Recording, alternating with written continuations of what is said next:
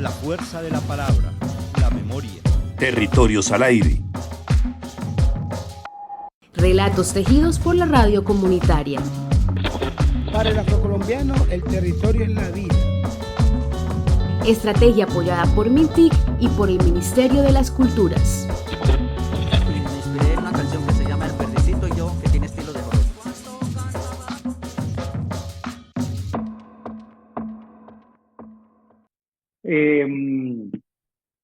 Lo ideal es que los sonidos ambientes sí sean recogidos pues en el sitio, es decir, si yo voy a hablar del parque, pues vaya al parque y grabe el parque. Si voy a hablar de la galería, pues vaya a la galería y grabe la galería, porque pues es muy difícil recrear a punta de bancos de efectos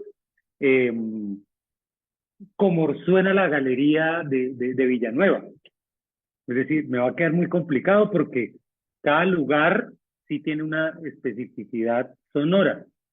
Diferente es que yo vaya a meter un perro ladrando. Pues de un banco cualquiera lo bajo y probablemente como ladra un perro en Tumaco, ladra en la China, ¿sí? Es decir, no hay ningún problema por ese lado. Pero hay otros tipos de sonidos que sí son, que es importante, digamos, que los trabajemos desde la localidad. Le voy a poner un ejemplo, los pájaros. Usted, por ejemplo, puede bajar un pájaro de un banco y ese puede ser un abedul canadiense. Y cuando usted lo pone en el programa, alguien de por ahí lo escucha y dice, ese pájaro no suena aquí. Aquí suena el canario o aquí suena el tejedor. Entonces, los pájaros sí son característicos. Entonces, un sonido ambiente mal utilizado se puede desconectar de la audiencia, porque ya la gente lo siente como ajeno. Ahora, recolectar sonidos ambiente del municipio es muy fácil porque lo puedes hacer con un celular. Lo puedes hacer con el celular, con una aplicación sencilla para grabar audios o con la que trae integrada. Si quieren luego miramos algunos tips para recoger esos sonidos ambiente, pero lo hacen con un celular, no necesitan un equipo especializado. Entonces es muy diferente los sonidos ambiente a los efectos que representan algunas cosas, como caminar en madera, cerrar una puerta, en una licuadora, un vaso con agua. Eso sí lo pueden bajar de bancos, que hay montones, de YouTube incluso, y no tienen que ir a la cocina a grabar echando un vaso. Entonces tenemos que diferenciar claramente lo que, digamos, lo que son efectos sonoros o representación de acciones o sonido o elementos y ambientes. Los ambientes sí es bien importante que los grabemos en los sitios de origen porque si no se van a sentir extraños, ¿correcto? Es bien importante, traté de dejarles en el módulo, a lo largo de todo el módulo, muchos ejemplos de programas y de producciones radiofónicas. Les pido que por favor saquen el tiempo para escucharlas porque, miren, un buen realizador tiene que ser también un buen oyente, ¿sí? Como un buen escritor debe ser un buen lector. Como un buen fotógrafo debe también ver arte, ver pintura, ver otros fotógrafos.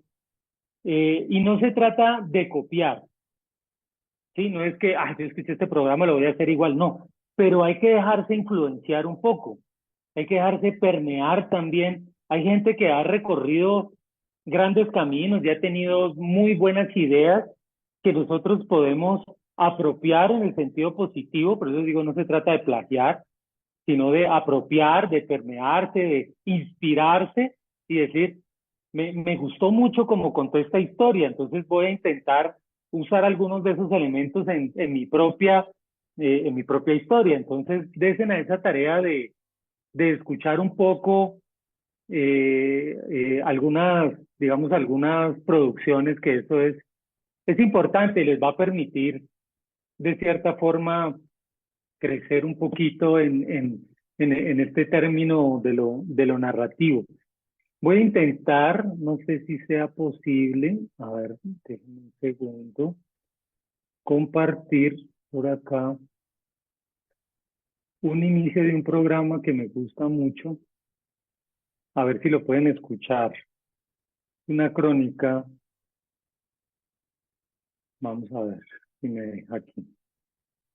Esta, compartir con sonido. Bueno, esta historia ya se las había contado, que es básicamente la historia de las desapariciones forzadas ligadas al río Cabo, que es una crónica de 26 minutos, contada desde diferentes historias, pero con ese toque de que uno le puede meter adornos, usted cree escenas visuales, eso es muy importante, por eso la radio es el género que más se parece a la literatura escrita, porque como son medios unisensoriales, es decir, que solo explotan un sentido, para nosotros el oído, para la lectura, la vista, entonces tenemos que crear escenas con ese único sentido. Entonces, perfectamente yo puedo describir un paisaje, describir una sensación, describir una persona. Yo puedo hablar de María y hablar de que María tiene el cabello corto, rizado, que le huele rico, pero que sus manos están sucias porque trabaja la tierra, cómo son sus zapatos, cómo es su ropa, y uno se la va imaginando en la medida que la va escuchando. Y si luego, ahora, tenemos un elemento a favor de la literatura, y es que en la literatura nos imaginamos hasta cómo suena, pero yo acá le puedo dar una voz. Entonces, pero creé una imagen visual de ella. Entonces, ese tipo de elementos necesitamos empezar a meterlos a nuestras narraciones, y es completamente válido y la gente lo valora mucho. Voy a dejarles escuchar entonces un minutico de esta crónica. Ladrar y se fueron arrimando. A ver, ahí. Antes de seguir, ¿me confirman si se escucha? ¿Se escucharon como un perro ladrando? Perfectamente, sí, perfectamente se escucha. Perfecto. Listo, gracias. Voy a devolverlo entonces.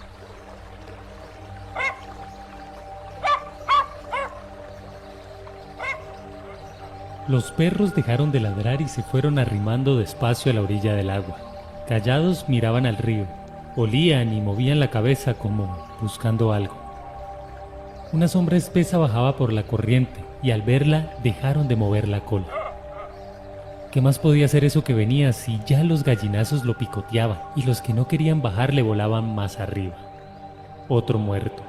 Yo una vez madrugo a bañarme a las 6 de la mañana al río Cauca. Y yo llegué, me desvestí, me metí en el río. Abre los ojos dentro del agua y ve perfectamente. Entonces veo yo una tira. Entonces yo dije, ¿será que hay una gallina muerta ahí? Entonces me levanté y miré. Entonces seguí la tira, un intestino, y era de un cadáver que estaba ya del Antigua atrancado dentro del río. Esa mañana Lorenzo se había levantado más temprano para ir como siempre a bañar a Cauca. Lo hacía desde niño porque esa curva del río le quedaba solo a unos metros de la casa de mamá. ¿Qué impresión tiene uno en ese momento de llegar uno al río con tanta confianza? Eran las 6:30 de la mañana, yo solo bañándome, y encontrarme con un difunto descomponiéndose dentro del agua y yo bañándome en el agua, hasta enjuagándome la boca con esa agua. Es algo terrible, horrible. Las ganas de volver al río se van quitando y así, su río es en el que los abuelos le enseñaron a pescar el pipilongo, a llevar el agua para cocinar a la casa, se teñía de rojo. Era un río de muerte. Lo primero que uno dice, no, es que ya este mundo se acabó, mi mundo se me acabó, mi mundo se me acabó, mi mundo se me acabó, mi mundo se me acabó.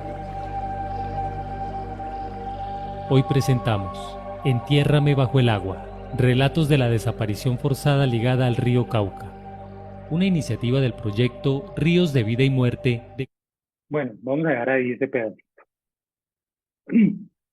Digamos, miren que hasta ese momento, 2 minutos, ese es el gancho.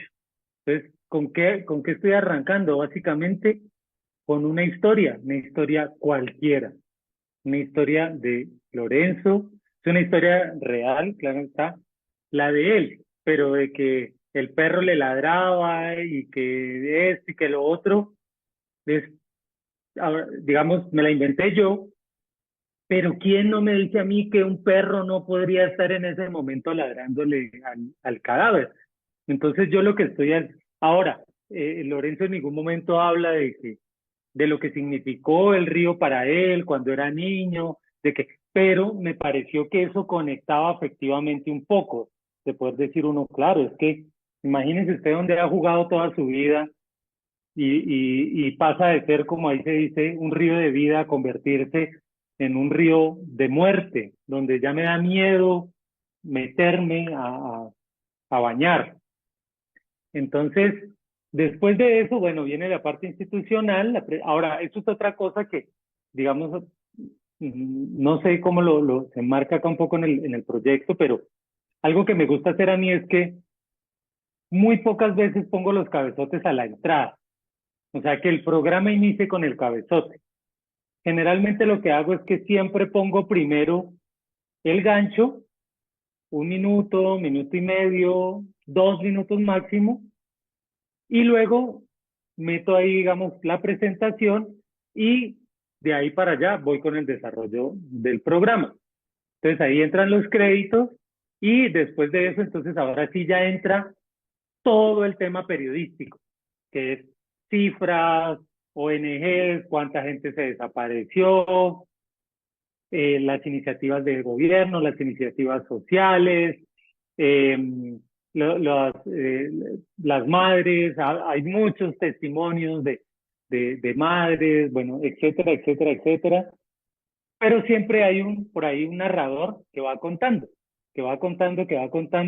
y que no deja, digamos, que se pierda ese elemento un poco afectivo, ese elemento narrativo, que siempre, por ejemplo, luego hay otro pedazo donde cuentan cómo entran algunos de los paramilitares a una casa, hieren al papá, hieren a la mamá, se llevan al chico en una moto y el chico nunca vuelve, y pues evidentemente lo desaparecen en el río.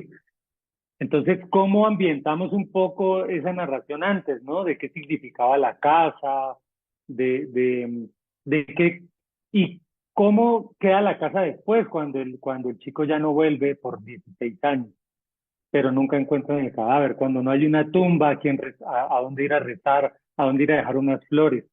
Eso es realmente digamos, el dolor, y de ahí viene el nombre, ¿no? Del programa, que si te tiran al río, pues que te entierren debajo del agua.